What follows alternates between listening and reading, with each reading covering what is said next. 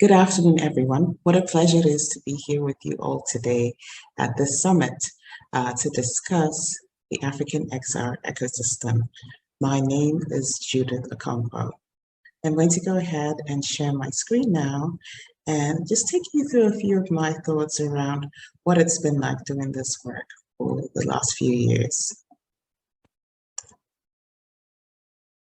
So, building the African XR ecosystem, that is not just a mouthful, but pretty weighty. But I think I should start with who I am. As I said, my name is Judith O. I run what I describe as an extended reality creation lab based out of Lagos, Nigeria. My background is in business psychology, but I think that the road to technology, particularly the immersive technologies, has kind of like always been in the stars for me. And I say this because in that image you can see on the screen, I have a picture of one of my favorite toys as a child, which was the Viewmaster. And if you're old enough to have played with that, then you know that it was pretty much like putting, a rudimentary headset up to your face and just exploring worlds of your imagination.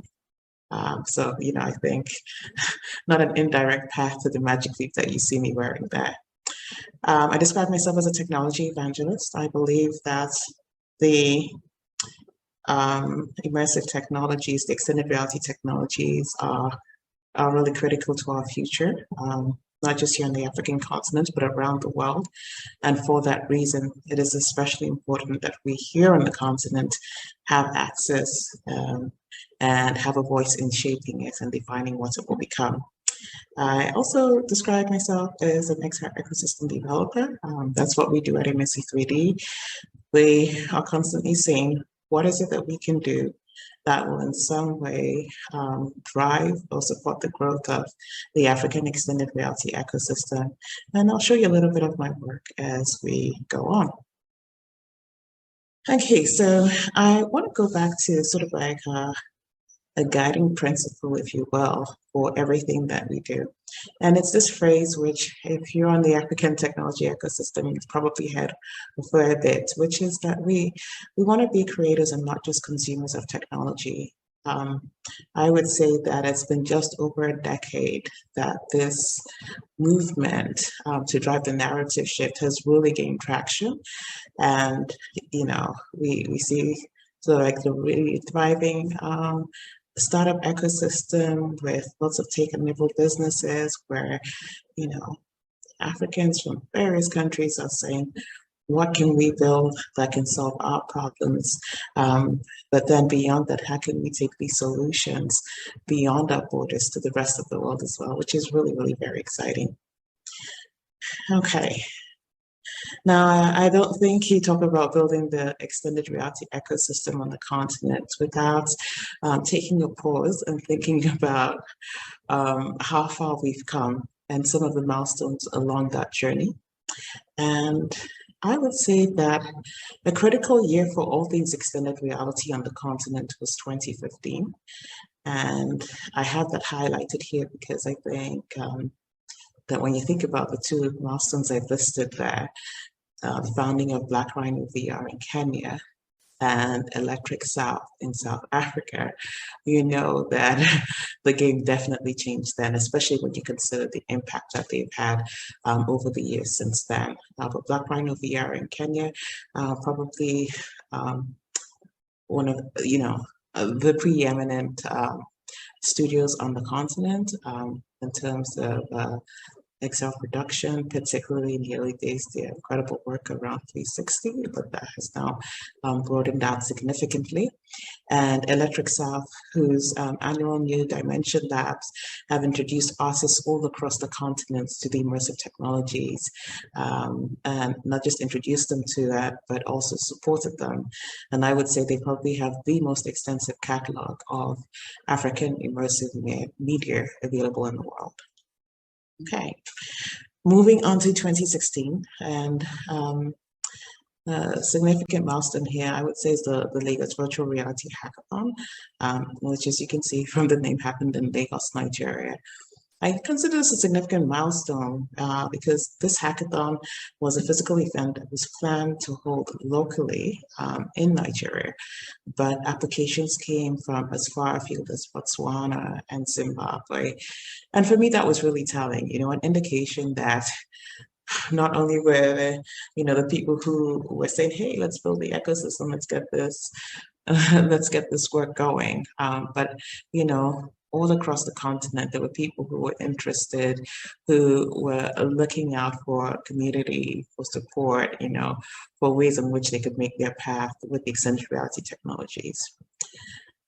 On to 2017, and as a milestone there, I list Oculus Connect because that year there was a panel that explored global communities for XR around the world. And as far as I know, that was one of the first times that, there was a conversation about what's going on in African XR at a global XR event.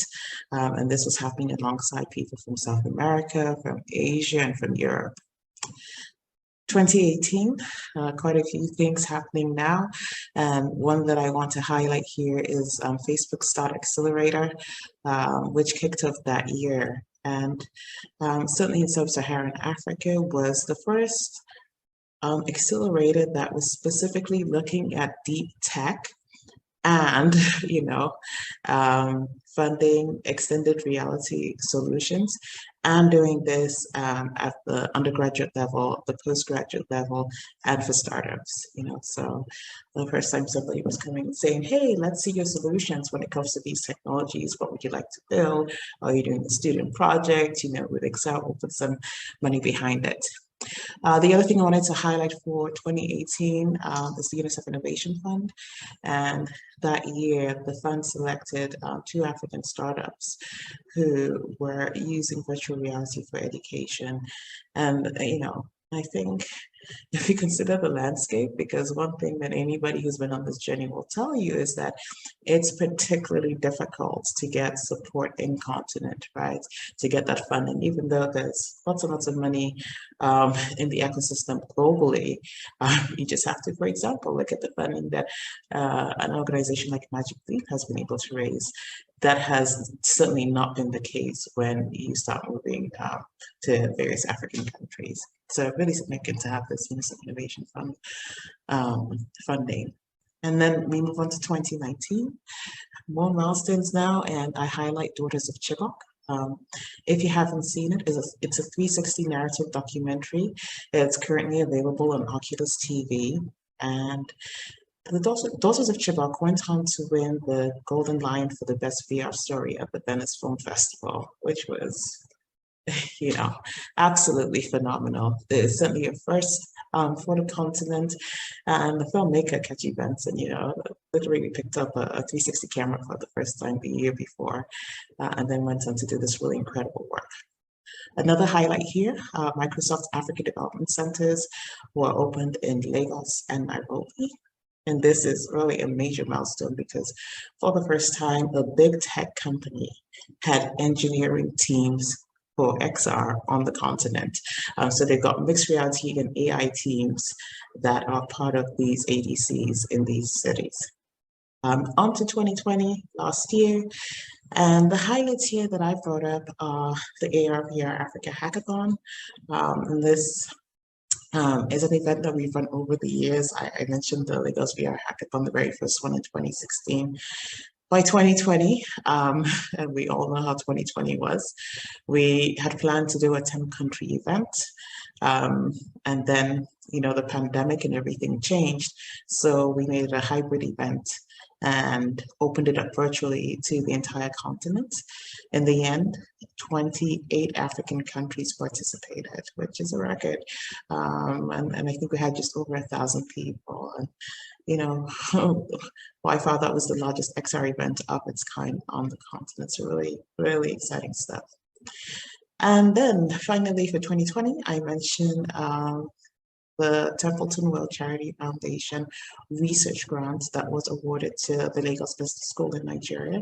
So that was a grant that was just over $200,000 for a 2-year research study that is exploring the use of virtual reality game design and virtual reality gaming for the development of empathy and compassion in teenagers. So really exciting work to be able to do this kind of social science research with the immersive technologies in a higher education institution, and certainly one of the first grants of its kind on the continent.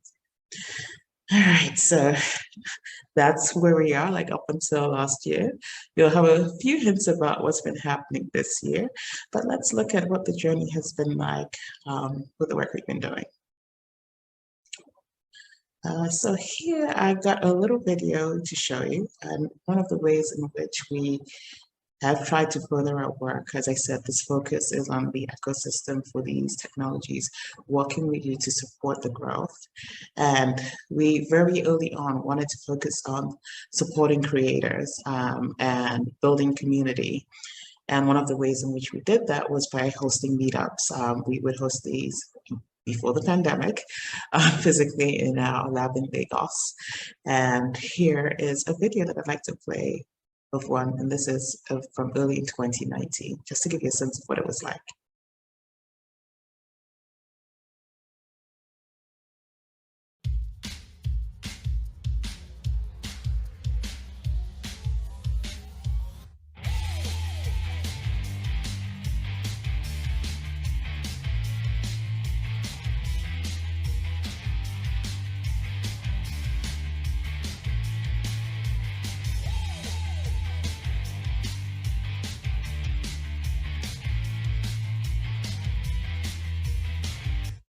Okay, I'm not going to let that play too long because I know we don't have much time, but the video is on YouTube, the Missy 3D YouTube channel. So if you want to see a bit more of that, then please check that out.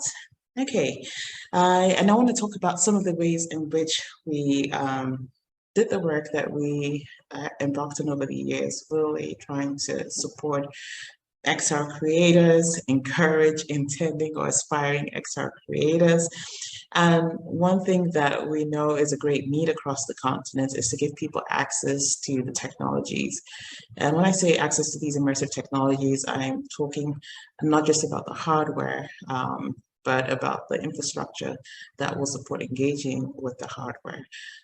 So spaces where the equipment is available, but also spaces where there is electricity, there is data available, the basic tools that you would take for granted anywhere else in the world if you wanted to start working. And one of the ways in which we tried to make this happen beyond our location in Lagos was to set up mini labs in a number of Nigerian cities. And this is one of them being set up in Kano in northern Nigeria.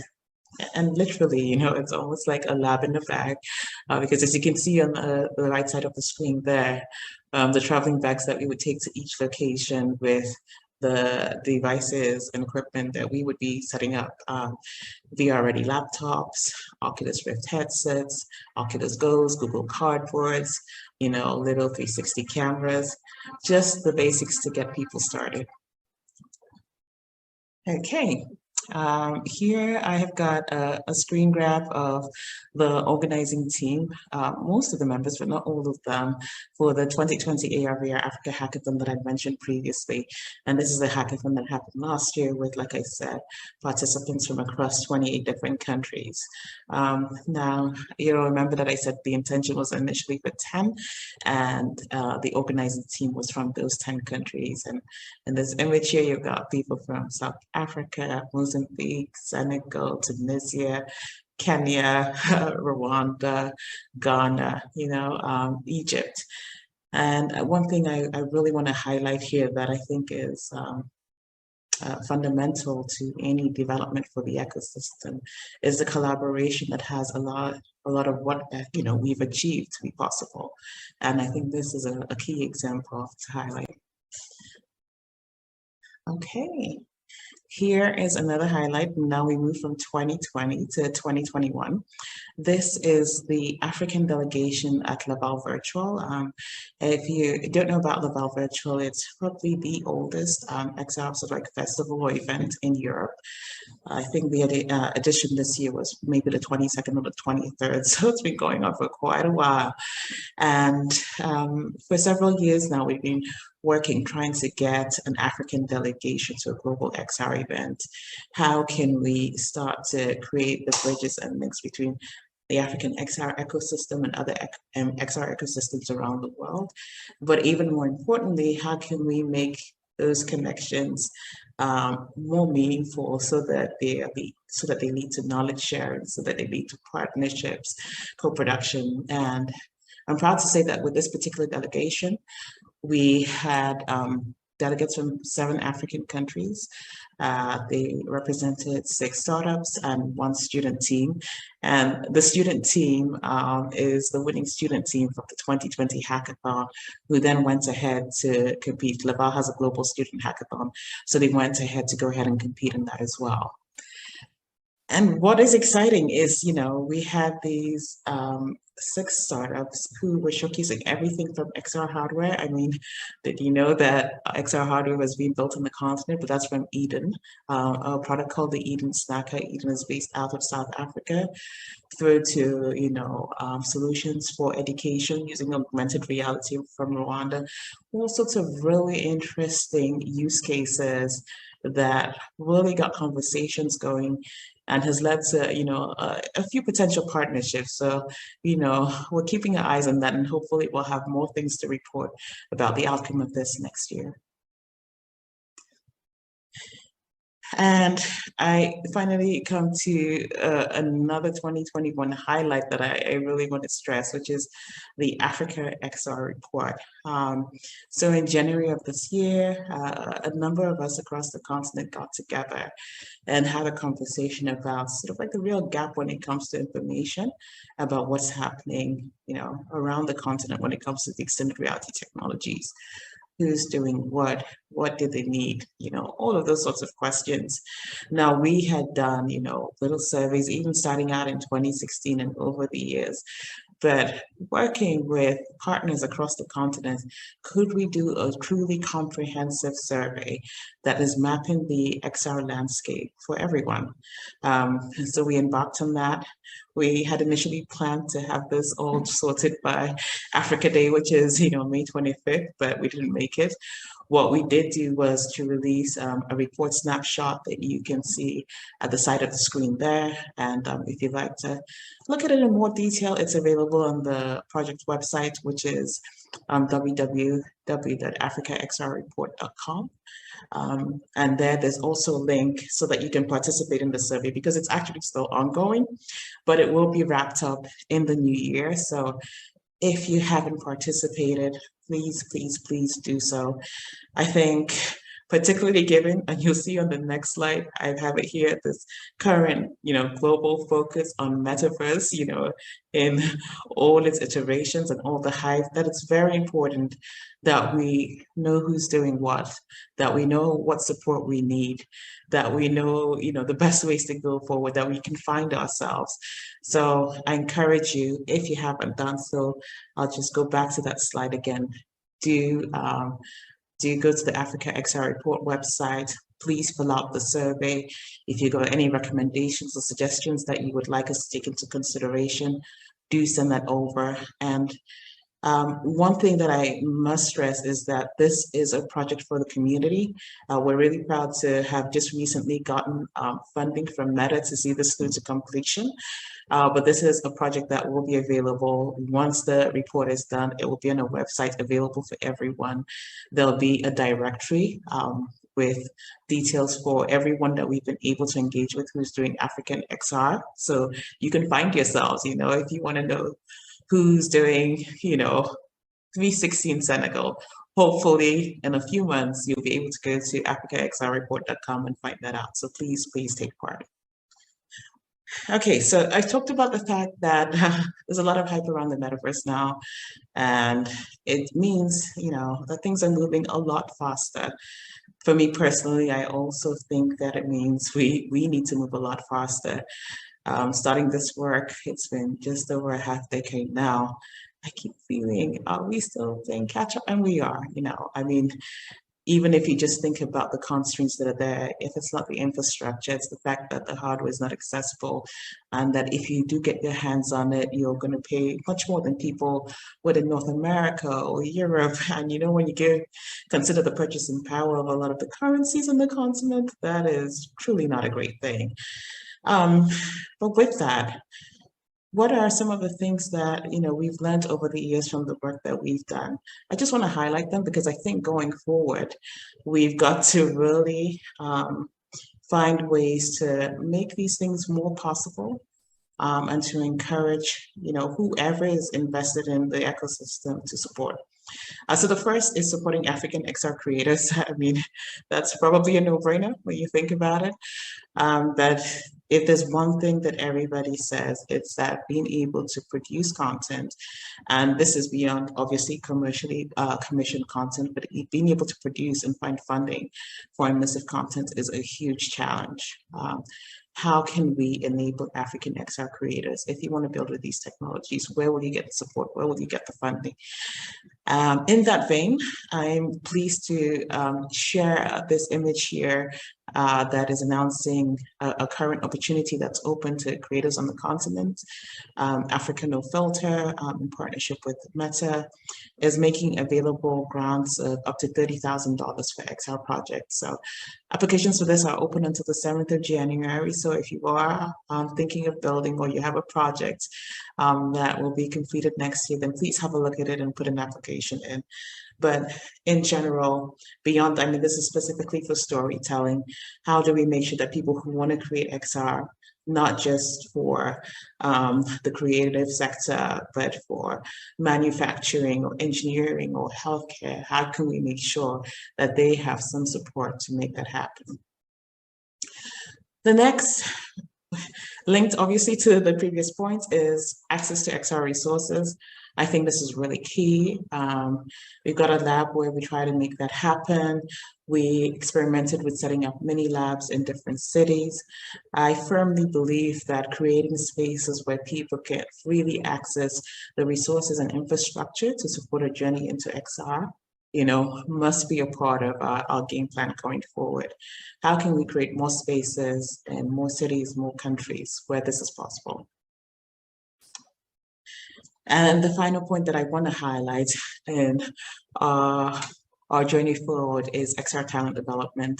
If you're trying to do stuff around XR on the continent, if you're trying to build, I think one thing you'll agree is that the talent, particularly, in certain countries, is pretty hard to find. And that's just because, learning opportunities are really few and far between.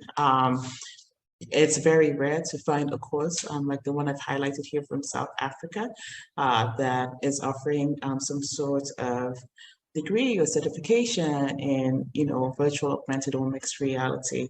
How can we make sure that more of those are available? How can we create different learning pathways, whether it's in formal learning institutions or more informal, or, in the digital learning options that so many people in the tech ecosystem tap into?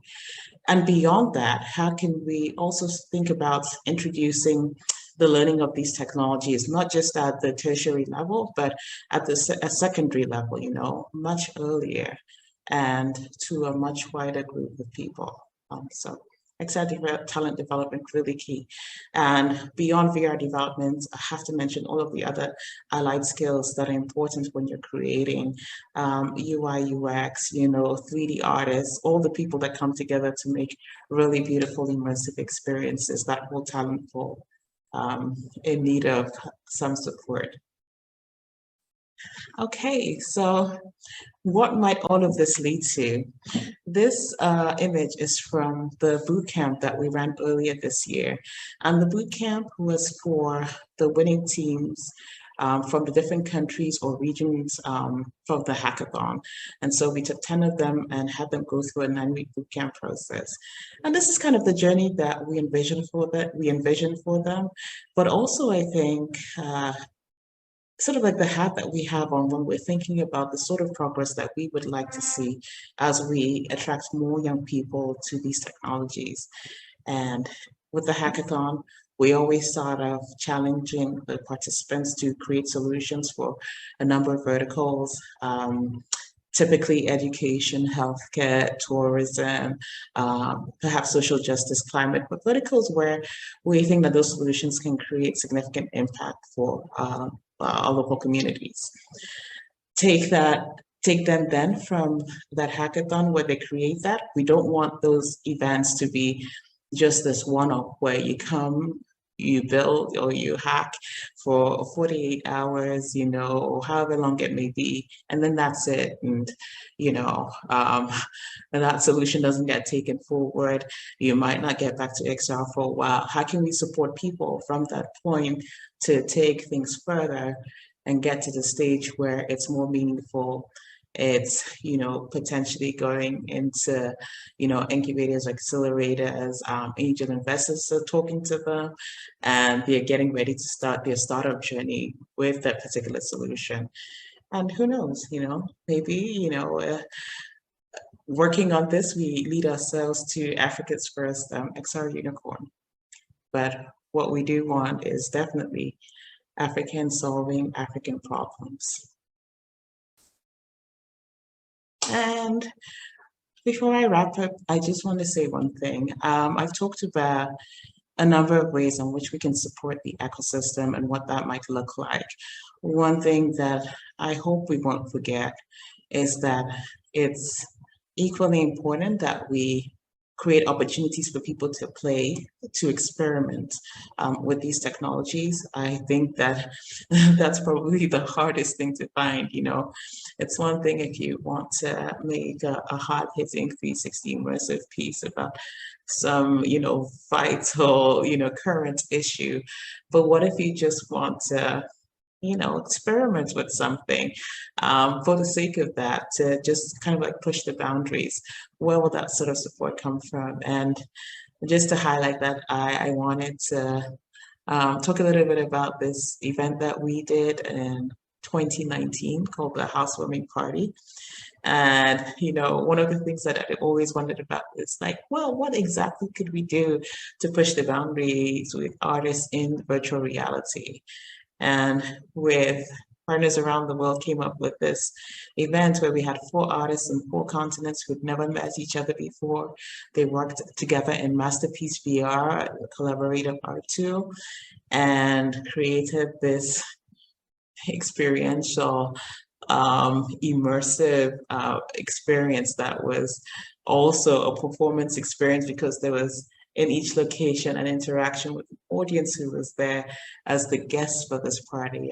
So a really interesting, really fun experiment that I think we need to make more of happen around the continent.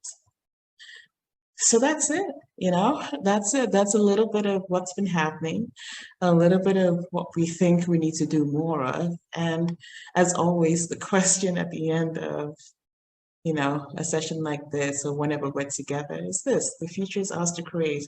What are we going to do? Thank you so much. If you would like to continue the conversation, my email address is there at the bottom of the screen, and so is my number. You can reach out to me on WhatsApp. Thank you so much for listening. It's been a pleasure.